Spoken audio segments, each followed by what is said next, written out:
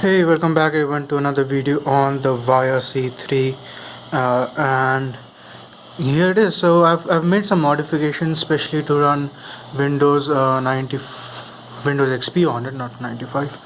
So this board comes with all the XP drivers and all of that stuff, so I'm not surprised.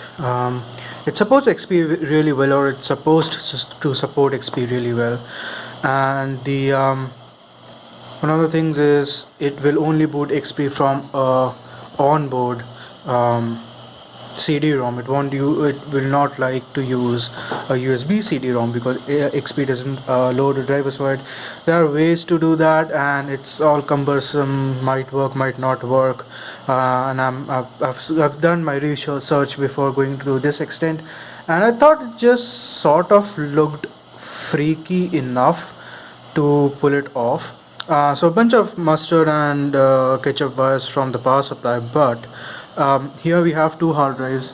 The upper one's 1 terabyte, the lower one's 320. That's literally the only two I have. I have another hard drive in that handle with care box that is another terabyte, but that would have been overkill. So I want to keep in a full drive for Windowsy stuff and another drive for Linux and Unix based stuff, just to keep things separated. And I also have a whole lot of drive, and as in when required I'll pull drive and seed them back, stuff like that, and I just don't want to sit them and just go to waste, so I'm throwing in drives wherever I can.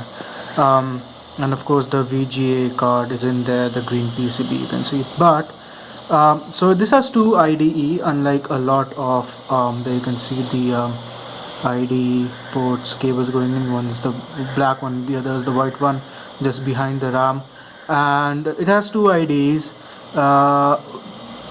Most PCs from that era had one IDE and one floppy disk drive, and then they'd split another IDE into IDE to SATA converters.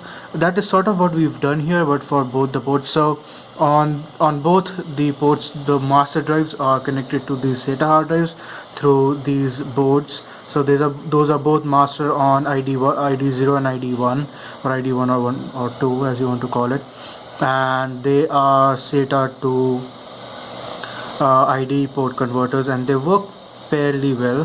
Speed's okay. And then I have another one which works as a slave on IDE 2, and that goes all the way up and connected to this disk drive.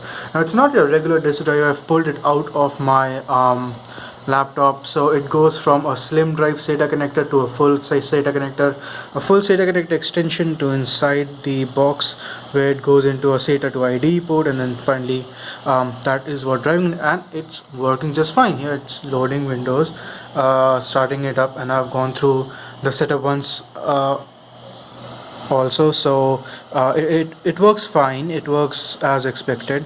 So yeah, this is most Frankenstein build I've ever done.